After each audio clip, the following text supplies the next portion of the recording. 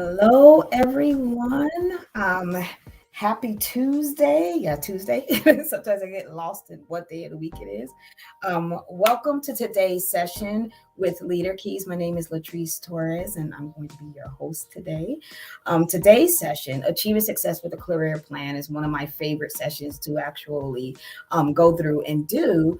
And as you'll find out as we go along in this session, this is actually one of the things that I do with all of my career coaching clients is walk them through what I call a career action plan, or for short, a CAP. So everyone gets a CAP, and we walk through a much longer version of this, or what you're going to go through. But I thought I would just come on and just show everyone exactly what this is, what it looks like, and why you need to have a career action plan. So you see on the tagline here, it says, break the habit of year-to-year planning and create an action plan for the long haul. So I'm going to get into that in just a second, but I want to just go into a little bit of detail of why are we here and why this session? Why is this so important? Why do we want to do something like this? So a little bit of a background of Leader Keys and who I am. Again, my name is Latrice Torres. I'm the CEO and the principal consultant of Leader Keys. And I founded Leader Keys in 2020. I'm now a team of 3 awesome and amazing professionals that work with me. And together we bring 25 years, more than 25 years of experience in human resources, talent management, leadership development, DE&I, you name it, we've kind of done it in the HR space. What we really strive to do is bring some really bespoke career and leadership consulting workshops to everyone. And in addition to doing that, I am also a speaker, a panelist, and a moderator. So all the things, right? All the things that you want to have in this career development and leadership development space are the things that Leader Keys are hyper focused on. Recently, I found myself having a lot of conversations about how I chose the name Leader Keys. So I've come up with a really short answer to that, which is we just don't think that leadership development should be something that has gatekeepers. Gatekeeping professional development seems like the most ridiculous thing to us. And so giving everybody the keys to their leadership success is really what Leader Keys is all about. So that's where the name actually comes from. And what we do is we create authentic and unapologetic leaders that thrive in their careers. So some of the things that we like to do include bringing sessions like this that just really bring things that you may not always see and get readily. So we bring them to you, right? Like I said, forget the gates. We're going to not gatekeep. All right. So why are we talking career action plan? Well, the old saying, a goal without a plan is just a wish, right? Is true. So we really want to get very specific about the way we actually plan our careers. And we'll dive into that in just a second. The other reason is so that we can reconnect with dreaming and achieving those 2 things actually being very uniquely tied to each other, right? So that's another reason. The third reason is to help you be strategic about your career. If you don't get strategic about your career, who is? So we want to empower people to be able to do that. And having a career action plan is one very tangible way to actually do that. And I think I have this on almost every workshop that I say, you own this part, like your career, you own that. So act accordingly, act like the owner, act like the driver of that bus and not a passenger, right? So we want to empower you to be able to do all the things. So that's another reason for this session. Before I really get into and dive into like this career action plan and this concept, I want to take you to what's one of my favorite places. This is no particular mall, but my favorite place to go and just chill out is the mall. Now, I only go to a mall for 2 reasons. And I think most people are like this. You're either going to go chill out and, relax, take in the ambiance, or you are going there to a specific store for a specific reason. Now, when you go to the mall and you're just going to go chill and hang out, that's exactly what you do. One of 2 things happens. Either you walk out not buying anything because you truly went there to chill, or you walk out and you bought everything because you really didn't go there with a plan, right? The other reason why you go to the mall again is to go to something very specific. And when you do that, especially when it's a new mall, and maybe even it's a mall that you don't go to a lot, you just don't know it like the back of your hand, right? The very first thing that you do is you know where you are going. So you got a destination. You go up to that directory and you go look for the "you are here," right? That little drop pin, like you're seeing on here. That "you are here" is really, really important. But you're only looking at that so that you can see where you are trying to go. Now, we do that just to go and have a day at the mall. Why would we not do that when it comes down to the way we manage our careers? So I want each and one of you to think about that for just a second. Everybody is out here, and today we're streaming on LinkedIn, we're on Facebook, we're on YouTube, we're going a little bit. So hello to all worlds that are out there, and welcome. I want you all to just take a minute and just really think about that. Of, do I treat my career with a definite destination and a hyper awareness of where I am at right now? And so as you're thinking about that, I'm going to give you all, over the next 14 minutes or so, I'm going to give you 5 strategies to help you walk through that mental process. And I'm going to ask everybody at the beginning of this to trust the process. So everything that we're going to walk through today is very purposely placed. And I'm going to build you into this thought, because I cannot tell you how many times I have been in a career coaching conversation and I ask somebody, so, what do you want to do? And they'll be like, I don't even know what I want to be when I grow up. And I'm like, you're 40, you got to know. So like, I have had that conversation many, many times, right? And it's like, okay, surprise, we're here. So you kind of have to figure this out. But a lot of the times we have let go of our ability to like dream really big and in big chunks and in long term, which is something that has gotten very difficult for us to do as adults. In fact, it's almost, from a corporate perspective, been trained out of us, right? When we were younger, we actually had these huge dreams that were very long term, right? I mean, adolescent education is 12 years all by itself, right? And then secondary, not to mention post-secondary. But if you notice, those timelines got shorter and shorter, right? We were 12 years, then we were 4 to 6 or maybe 8 years, and then maybe another 4 years. And then you get into the workplace and they're like, write some goals for this year. That's a really tough message. And then we start training ourselves to write for next year. My goal today is to help you all think about going back to how we used to just really dream really big and really far. So let's dive into these strategies. All right. So strategy number 1, and you're going to find that I'm very blunt when I get ready to talk about these things, but I think it's really important to have this type of thought process about your career. So number 1, get real with yourself. So what do I mean by that? I mean, spend some time doing some really deep reflection to really assess where you're at right now, mentally, emotionally, physically, and get real about what does that mean for you.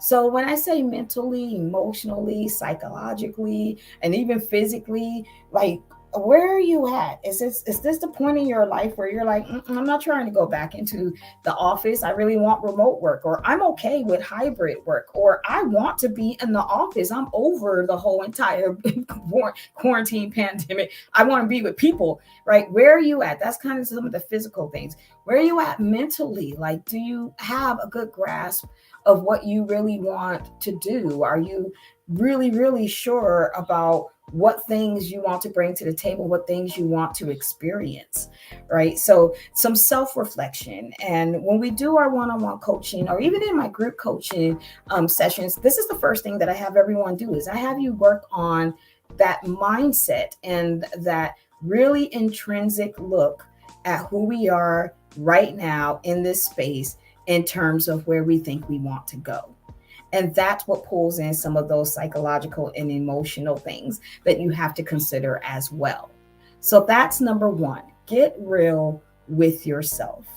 And like I said, when we go through the entire CAP, the entire career action plan, there's a couple of activities to help you do that. So for example, you really thinking about what is your professional brand? And more importantly, what do other people say your professional brand is? So like things like that. That's the type of work you want to do.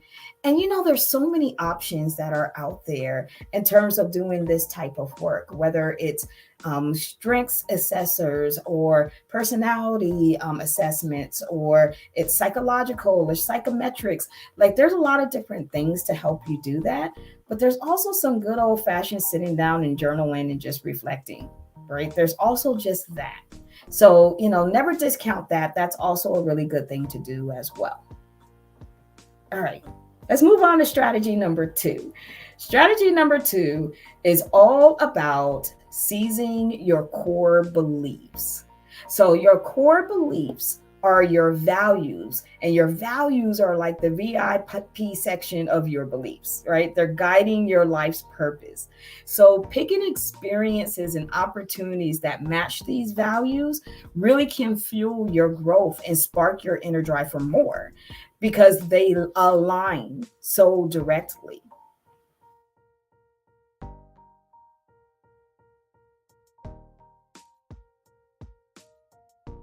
To this is, if you are experiencing something that you are really, really deeply connected to, in terms of like, I love their mission, I love the type of work that they do, or I really believe in what they're trying to accomplish, even beyond their mission, their vision, their values, right?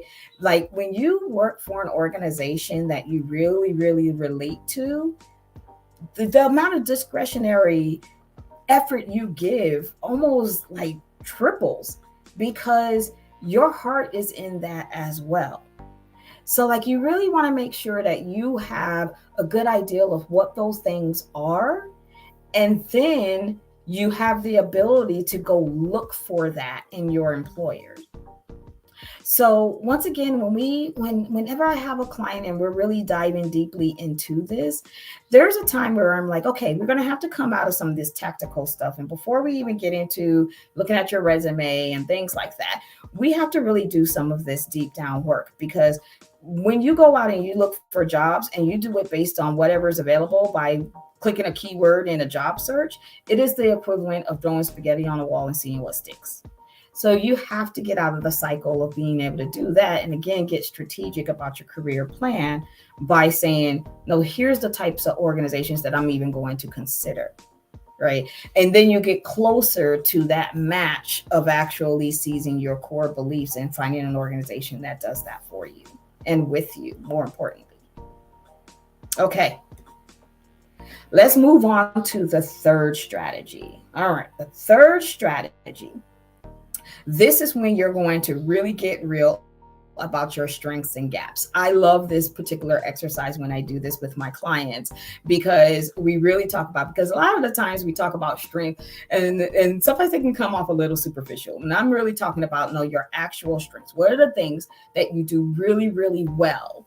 And how do they contribute to your job? Here's the thing. I cannot tell you how many times I hear people complain that their job is not leveraging their strengths. And then I respond to them, did you pick the role based on your strengths? And although that sounds like that is a given, you'd be surprised, even if you sat down and you thought about it yourself, did you pick the job because it really, really leveraged your strengths and it gave you an opportunity to build in and fill in those development needs, to fill in those gaps? Did you do that? Or did you pick the job that leveraged some of your strengths and then you just kind of are growing and navigating within it? Sound familiar?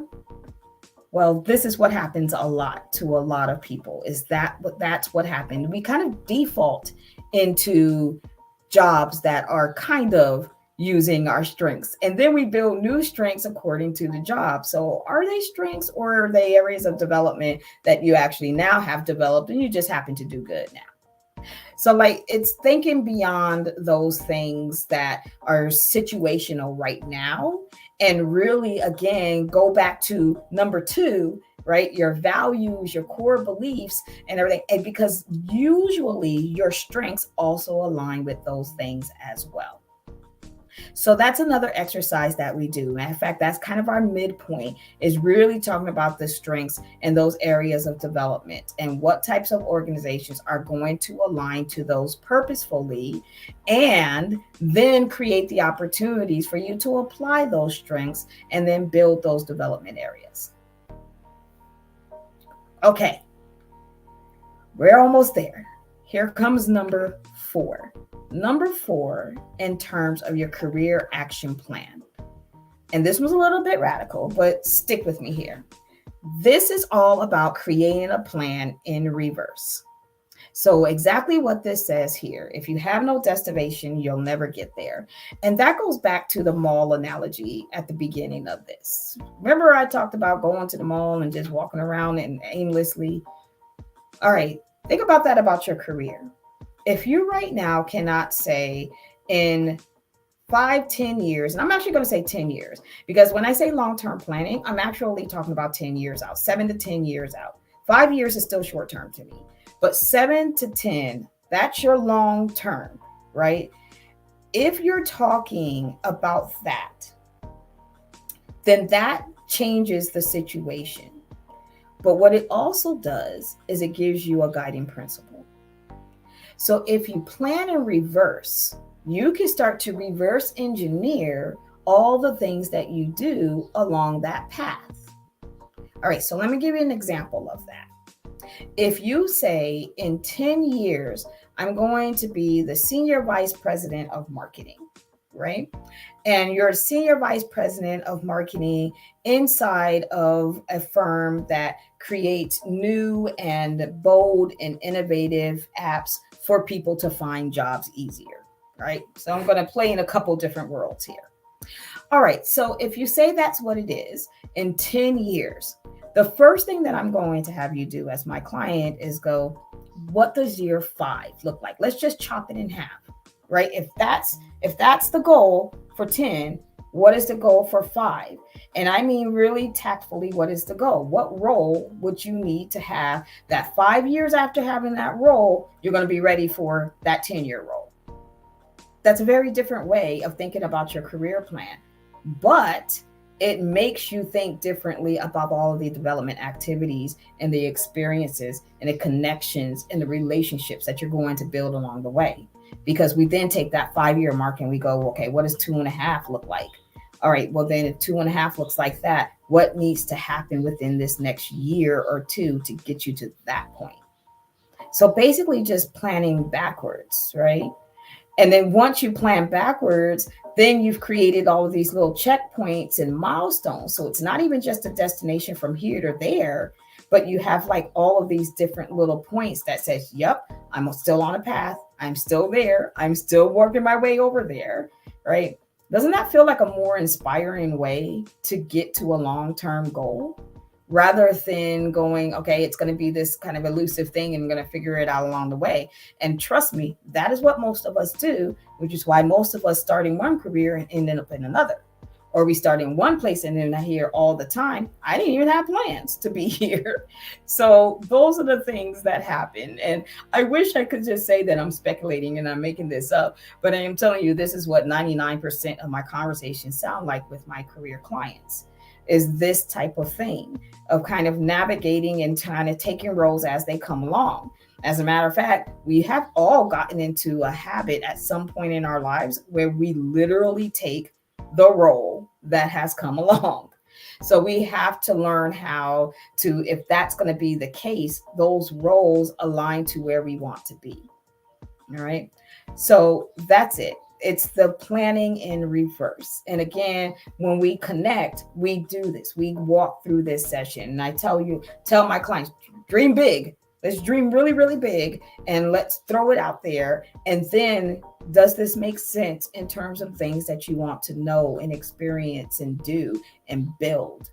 And if it's yes, then we can work on a plan. We can get there. We'll get there with milestones, and it'll feel good and it'll be motivating. And that's what we all want. All right. So, last strategy, and I actually think we just went around the wrong way. Number 4. Let's go to number 5.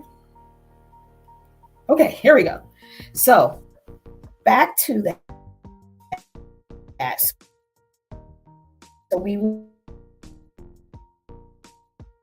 because those milestones now have to be broken down into actual goals. And that's ironically where most organizations have you in terms of doing your planning, your career planning. They have you actually start at this point. But it's hard to start at this point if those goals are not going to lead up into something bigger that you have actually planned. Because if the organization is controlling this, then whose career plan are you actually on? Right? So you have to start to set those goals and track your progress and celebrate the victories, because these things, every single milestone counts, right? What's the proof of that? If you have children out there in this universe, out here on this Facebook, LinkedIn, YouTube universe, then you know how much milestones count, right? It's the reason why we have a kindergarten promotion, a first grade graduation, a second grade advancement ceremony. It's the reason why we do this, right? And every single time, we're all for it. We're there. We're celebrating. We're clapping up. We're having a whole ceremony. And it's because those milestones count, those little victories. But we don't do that once we get into our careers. We have to bring that back into our lives. We have to bring that back, that level of motivation, that level of effort to want to keep going, to want to get to the next milestone, right? It's so much more engaging when you know there's something coming and it's happening at a frequent interval, right? So do that, create that for yourself. You're the only person that's going to be able to create that. We can't depend on the organization to do that for us. So we have to do that. Now, granted, there's some organizations that are out there that are really good at this, right? But that's not all, and it's not all the time. So do this for yourself. Everything else is extra. It's just like, it's extra. It's whipped cream on top. All right. So what is next? We've just walked through 5 strategies for really creating and owning a career action plan. There's 3 ways that you can actually engage Leader Keys for some next steps. And it just depends on what you're looking for. If you're looking for next steps for you, then your next steps are one-on-one career coaching. And we have some career guides that I'm so excited because this is going to be the first time that we talk about this, but we're going to have some career guides that are going to be available for you that are going to have things up and including this career action plan process inside of it. What's really cool about those career guides is that they actually align with all of these free sessions, with our paid sessions. It's like a really beautiful complement that gets you all of the resources that you need, that whether you engage in one-on-one coaching with me or not, it's going to be a really valuable resource for you. So look out for that. Also, again, engaging us in one-on-one career coaching. And that is a really great way to connect with us. And look at this typo here. I've tried to fix that 100 times. It still just doesn't want to accept the word engage, but we'll try it again after this. All right. If you're looking for your team, you can schedule a discovery call. To be able to invite Leader Keys to a team meeting to talk about navigating opportunities within and across teams so that you can build cross-functional skills. And this is all with the lens of creating a really actionable career action plan, not just for yourself, but for the whole entire team. And if you're looking for something for your organization, which is basically one of our corporate consults, you can add career action planning to your career management training for managers to help them really become leaders that empower development. So all of these things are available on our Calendly. You can schedule any one of these types of calls with us to dive into any of these areas more specifically, depending on your needs. And if you mention this session on LinkedIn and tag Leader Keys Consulting, I will send you a coupon for 20% off a future service or an event, as well as even the career guides that are coming up a little bit later on. It's actually, we're only a couple of weeks away, so stay tuned for that. All right. So, as always, I'm going to leave a little bit of time open for some comments, some questions. I have a few coming in from a few different places. So, I'm going to try to just take a couple in this last 5 minutes and then do a little bit of wrap up. All right. Let me go take a look. All right. So, I'm going to try to go in and look at the different destinations. All right. So one of the questions that we have in here is just to elaborate a little bit more on the setting the destination for 10 years, long term for 10 years. All right. So let me kind of come back on camera here. So a lot of times when I talk about long term planning with individuals, every time I say, if I just say, what are your long term goals? Usually people will start telling me something in a time frame of about 3 years, maybe 5 years, but usually about 3 years. And this is the reason why I out loud say long term 7 to 10. And the reason for that is because, again, we have almost lost the ability to do long term. Like our whole idea of long term has gotten so short for multiple reasons. I'm not going to blame social media for all of that, but it has a big contribution to it. But even just technology as a whole, everything is more available to us quicker, faster, easier, more places. So when you have that, our span in terms of what we define as long term, over time, because of convenience, has just gotten shorter and shorter and shorter. But to be honest, we just cannot afford to do that when it comes down to our actual careers. We have to be able to actually think about our careers in a way that's going to say, okay, this is like visionary for me. And if you treat yourself that way and think bigger, you'll do bigger. I know that's probably improper grammar, but it's true. If you think bigger about your career, you will do bigger things. And the evidence of that is pretty much anybody you see that is really, really highly successful. If you peel back their story, their dreams of getting there were massive, right? There's no room. I say all the time, there is room for everybody to win. So if there's room for everybody to win, that means everybody can dream big, which means why not? So dream big, long term, 7 to 10 years.